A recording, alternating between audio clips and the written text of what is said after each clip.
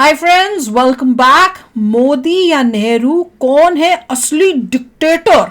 Doctor आनंद रंगनाथन। वाह, तो ये है द रौनक पॉडकास्ट का। तो चलो देखते हैं, वीडियो शुरू करते हैं। वीडियो शुरू करने से पहले अगर आप चैनल पर नए हो और आपने अभी तक सब्सक्राइब नहीं किया तो जल्दी से पहले सब्सक्राइब के बटन और बेल आइकन को क्लिक कर लो ताकि आपको हमारे सारे न्यू वीडियोस के नोटिफिकेशन मिल जाए जैसे हम अपलोड करें। अगर आपको वीडियो पसंद आता है प्लीज लाइक एंड शेयर। चलिए शुरू करते हैं। फाइनली मेरे पॉडकास्ट को देखकर लोग कहेंगे कि रौनक, तुम्हारे पॉडकास्ट में आनंद आ गया। रौनक तो थी, अब आनंद ही आ गया। लवली। बस कर पहले रुलाएगा क्या? Good one. और आपने एक बहुत ही स्ट्रॉन्ग कमेंट किया है, एंटी नेशनल एक्ट क्यों किया आपने? मैं मोदी जी को एंटी नेशनल कह रहा हूँ। सरकार कर क्या रही है? सरकार का रोल क्या है? पिटाई, इनकी पिटाई करिएगा। जो ट्रोलिंग होगी मेरी ज्यादा मत करिएगा। थोड़ा थोड़ा मिस्टर बीन जैसा लग रहा है मुझे। दूध भी इतना नहीं फटता जितना इनकी फटती है।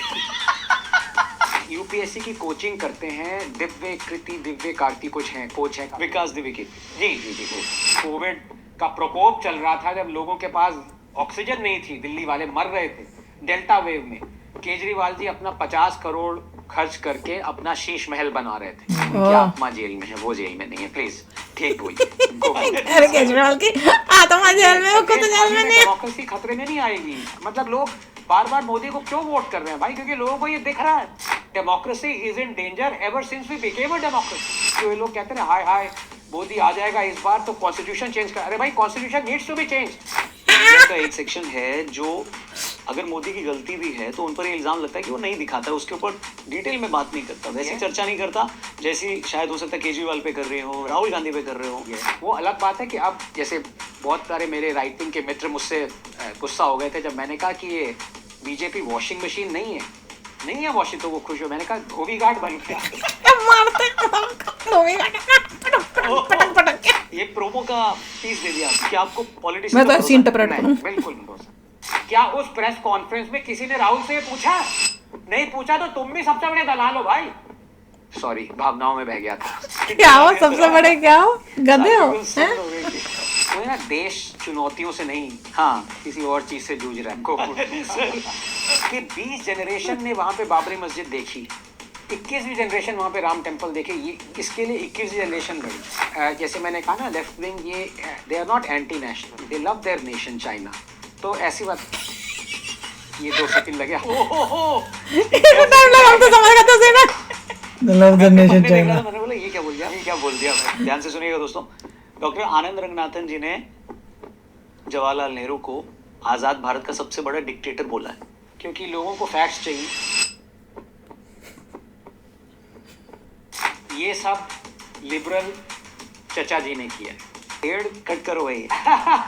लिबरल चाचा इस जी। देश को आगे चलते हुए जानना होगा और इस पॉडकास्ट के through I think we have discussed most of it. Raunak, almost we are the real opposition. यार एक चीज लेके आए हम जी, बेबाक, तो हम ही ऑपोजिशन हुए ना। बिल्कुल। और ये सनातन धर्म को जो इतनी गालियां दे रहे हो, ये कर रहे हो, वो कर रहे हो, everything is being lodged here. The greatest achievement is vaccinating 1 billion Indians twice over within a year. Yes, I that's would what- say independent India's मैं तो greatest इम्प्रेस्ड, achievement. मैं तो बहुत इम्प्रेस्ड। कांग्रेस का था ये। They demanded citizenship for Bangladeshi minorities. Bangladeshi minorities कौन? मुस्लिम तो नहीं है ना, हिंदूज, क्रिश्चियन और ये सब। कांग्रेस डिमांडेड इट, लेकिन मोदी ने पूरा किया तो हाय ये करो वो। बात कांग्रेस की है, राहुल की नहीं है। राहुल तो बेचारा बच्चों की तरह जो बोल, उसको खुद समझ नहीं। क्या करो राहुल भैया? हाँ, ये इसको काट दो भाई जरा। सर दूसरा ही एपिसोड है पॉडकास्ट का, प्लीज थोड़ा रहम करें।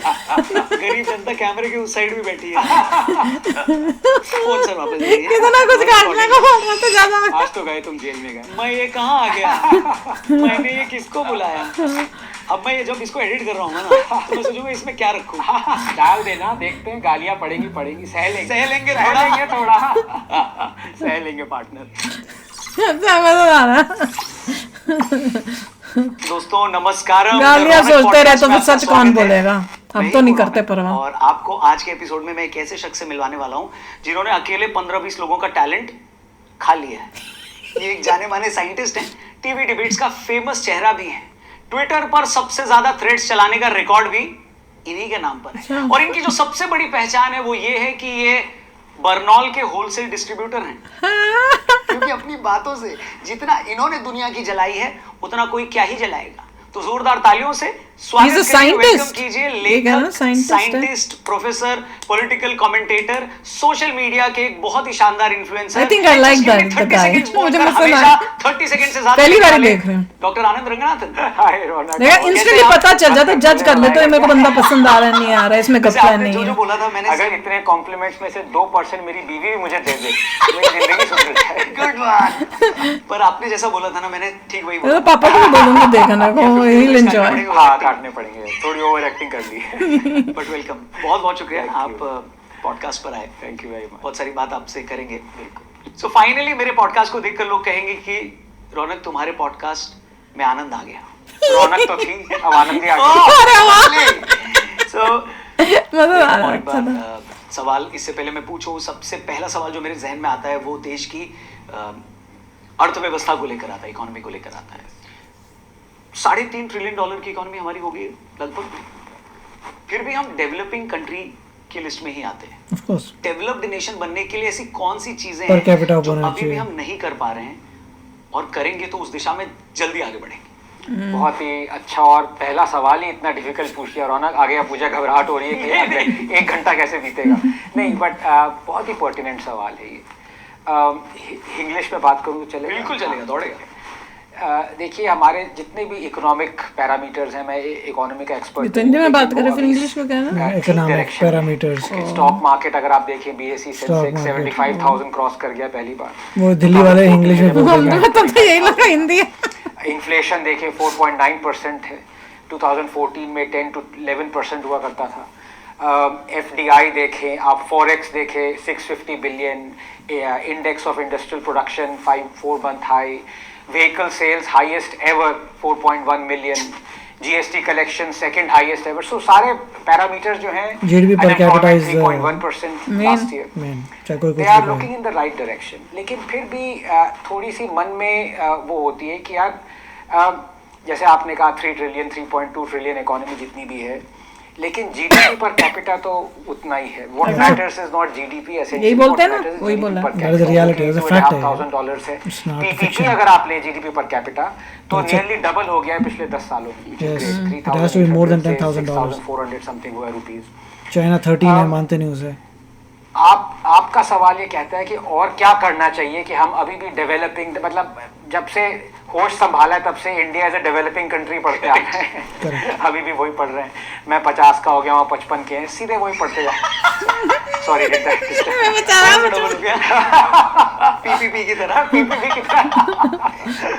तो इससे हम डेवलप कब होंगे? जी, 1997 में डॉक्टर कलाम जो कि हमारे प्रेसिडेंट बने, उन्होंने एक विजन 2020 बनाया था कि 2020 तक इंडिया सुपर पावर हो जाएगी, डेवलप्ड हो जाएगी। 2020 तो निकल गया, कोविड भी आ गया उसी साल। कोविड भी आ गया, सब कुछ हो गया।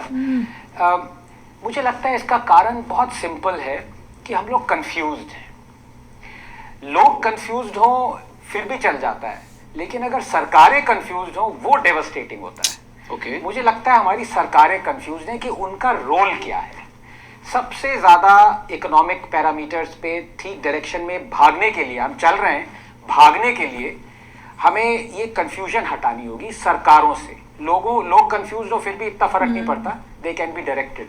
लेकिन अगर सरकारें कंफ्यूज हैं कि उनका असली रोल क्या है, अब मैं आपको एग्जांपल देता हूँ प्लीज।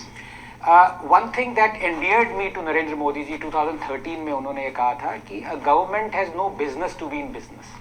मुझे बहुत ही अच्छी बात, मुझे लगा देखो पहली बार एक लीडर आया है जो कि सच बोल रहा है कि सरकार का काम नहीं है कि बिजनेस चलाए, भाई उनका कोई कैपिटलिज्म की तरफ जाना है, that's what it is. उन्होंने ये बात रिपीट Socialism है 2017 में, 2019 में, 2022 में भी मोदी जी ने ये बात रिपीट करी है, government is no business to be in business.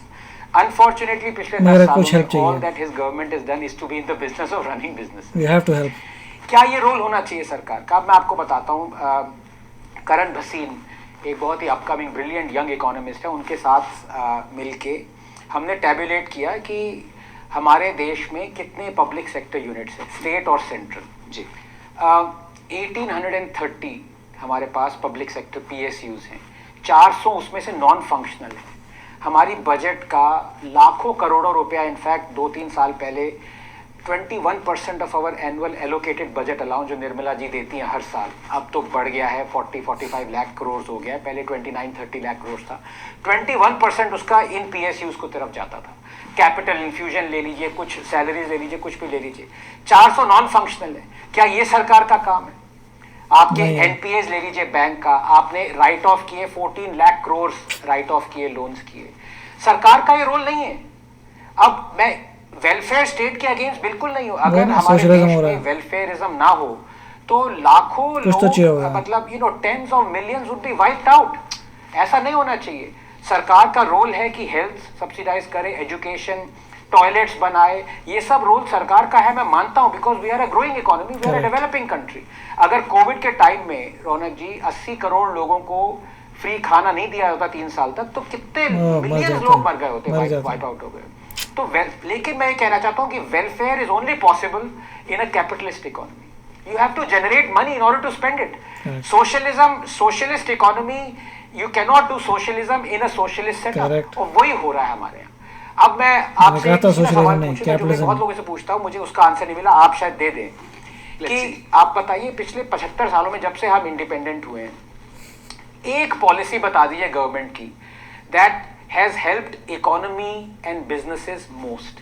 Policies बहुत आती हैं पर बिजनेस में हेल्प करने वाली वन ऑफ द बिगेस्ट, मतलब इजीएस्ट वुड यू से, लिबरलाइजेशन हुई थी 1991 में। भाई उसने पूरे शैकल्स खोले, और कई लोग GST कहते हैं, बहुत सारे लोग इकोनॉमी बेस्ड जो इंडिपेंडेंट किए हैं, दैट इज वेरी गुड। क्या किया?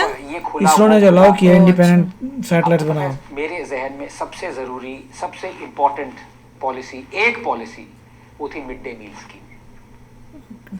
एवरी डे रौनक 130 मिलियन इंडियन स्कूल किड्स वो स्कूल जाते हैं, वो पढ़े स्कूल में इसलिए जाते हैं, उनको गर्म खाना मिलता है इसलिए जाते हैं। करेक्ट। ये पॉलिसी है। ये सरकार, ये बिजनेस से कहीं से भी लेना देना नहीं है इस बिजनेस, अगर आप सोचे एक तरह से। लेकिन ये आपको दर्शाता है कि हम उनको एजुकेटेड बना रहे हैं, किसी तरीके से एजुकेशन दे रहे हैं, न्यूट्रिशियस खाना दे रहे हैं, they are becoming healthier, they are becoming more educated, they are becoming wiser, we are creating a better labour force. ये है गवर्नमेंट का काम। गवर्नमेंट का काम ये नहीं है कि आप बिजनेसेस बनाएं, उन बिजनेसेस चलाएं। गवर्नमेंट का काम यह है कि आप फैसिलिटेट करें कि बिजनेसेस प्रॉस्पर कैसे हो प्रॉस्पर। उनको आप एक ऐसी लेबर फोर्स दीजिए जो कि फ्लेक्सिबल हो, जो कि एजुकेटेड हो, जो कि हेल्दियर हो। हमारी अभी रेडी लेबर फोर्स है 515 मिलियन स्ट्रॉन्ग, उसमें 44% रौनक एग्रीकल्चर में ऑक्यूपाइड है। Agriculture contributes only 15 to 15.5% to our GDP। West countries में देख लीजिए 2 to 3% लेबर फोर्स एम्प्लॉयड है। ये सिचुएशन अभी भी हमारे साथ। तो अब ये पूछ, सरकार कर क्या रही है? सरकार का रोल क्या है? सरकार का रोल बिजनेस चलाना नहीं है। सरकार का रोल है एक productive, healthier, educated labour force तैयार करे जो कि फिर फ्लेक्सिबिलिटी से बिजनेसेस चलाए। मुझे जो ना बंदा पसंद आया, जैसे बोलते हैं ना, वेल एजुकेटेड, एंड जिस तरह से बातें कर रहे हैं बहुत अच्छा एक्सप्लेन कर रहे हैं, और जिस तरह से आंसर्स हो रहे हैं हंसी मजाक। देखिए प्रॉब्लम ये है कि जितने भी कॉन्सेप्ट बता रहे हैं पूरे वेल नोन पॉइंट्स हैं, मगर लोग सुनना नहीं चाहते। आई एम श्योर इसमें इतने व्यूज नहीं आए होंगे जितने बकवास वीडियोस में आते हैं। करेक्ट। मतलब इंडिया में मैं उस दिन देख रहा था लिटरेसी के बारे में, और लिटरेसी की डेफिनेशन देख के मैं हैरान हो गया था। जब मैं पहले बोलता था कि लोग पढ़े लिखे होंगे तभी होता है, तो मेरे को ये गलत था। लिटरेसी का मतलब इंडिया के हिसाब से है अगर एक बंदा एक सेंटेंस पढ़ सकता है और लिख सकता है देन ही इज लिटरेट। क्या मतलब? मतलब अगर पता करना है कि क्या पढ़ाई कितनी है, कितने क्लास तक पढ़े हैं, जैसे 10th पास हो, 12th पास तो नथिंग। लिटरेट का मतलब अगर एक बंदा आए और बोले मैं देखो लिख रहा हूँ यहाँ पे एक सेंटेंस, मतलब मैं लिखना मुझे आता है और पढ़ना मुझे आता है, तो मैं लिटरेट हो गया। अगर उसको एक ही सेंटेंस लिखना पढ़ना आता हो, एक नहीं, मतलब ये है कि he should be able to read and write. अगर वो लिख सकता है और रीड कर सकता है, ही इज कंसिडर्ड लिटरेट। जबकि इसकी वजह से मैं डेफिनेशन ये कहूँगा कि हाँ, अब लिटरेसी मेरे हिसाब से ये है कि जिन लोगों के पास बैचलर्स डिग्री है, मेरे हिसाब से वो लिटरेट हैं, जिसका बैचलर्स डिग्री नहीं है वो लिटरेट नहीं है। चलो बैचलर्स भी ना हो, आप बोलो 12th पास तो हो ही जाए। एटलीस्ट स्कूलिंग तो खत्म कर लियो, आपके पास बेसिक स्किल आ रही है, जब बैचलर्स तो करते आए हैं तो real high level thinking generate होती है। लिखना पढ़ना तो बहुत यंग एज में ही लोगों को आ जाता होगा, तो वो तो मेरे ख्याल से 12 से भी तो कम जब हो हम जाएगा। बोलते हैं कि जो लोग पढ़े लिखे हैं उनकी सोच अच्छी होती है, मेरे कहने का मतलब है वो लोग जिन्होंने कोई बैचलर्स डिग्री की है उनकी सोच अच्छी होती है। बीए तो किया हो एटलीस्ट। राइट। यूएसए में क्या होता है जब बोलते हैं लिटरेसी रेट, वो भी देखना पड़ेगा। भैया पता चला यूएसए में थोड़ी कॉम्प्लिकेटेड उन्होंने बना रखी है कि he should be able to analyse and share his ideas, ऐसा कुछ किया है। सिर्फ ये नहीं है, पढ़ना लिखना नहीं है। वो कह रहे हैं कि अगर मान लो तुम्हें मैं एक कॉम्प्रिहेंशन दूं, जैसे टेस्टों में होता है कि एक एस्से दिया, अब उस एस्से के बाद में तुम्हें 10 क्वेश्चन दूंगा, उससे डिटरमिन करूंगा कि क्या तुम एनालाइज कर पाए थे, समझ पाए थे उस एस्से को, उसके according you are considered literate. Comprehend करा भी पैसेज की नहीं, उसको समझ पाएगी नहीं। आई सी। तो मतलब ये नहीं है कि कहीं पे भी कि कहाँ तक पढ़े हो, कि आपने 12th पास की है, 10th पास की है या कॉलेज में, उसके हिसाब से नहीं कर रहे, उससे कहीं पे भी नहीं हो रहा है। वो इसलिए कह रहे हैं कि अगर आप उस एस्से को ध्यान से हमारे आंसर कर पाए, that means you have understood the point. मगर फिर भी यहाँ पे इट इज फैंटास्टिक, बहुत अच्छा लग रहा है, ब्यूटीफुल। चलो यार चलते हैं, मिलेंगे नेक्स्ट वीडियो में बहुत ही जल्द। Till then take care and bye bye. तो अगर आप मेरे इस चैनल पे नए हो तो जल्दी से सब्सक्राइब के बटन को हिट करो और बेल आइकन को क्लिक करो, ताकि आपको मेरा जब नया वीडियो मैं लगाऊं आपको उसके बारे में जल्दी से पता चल जाए।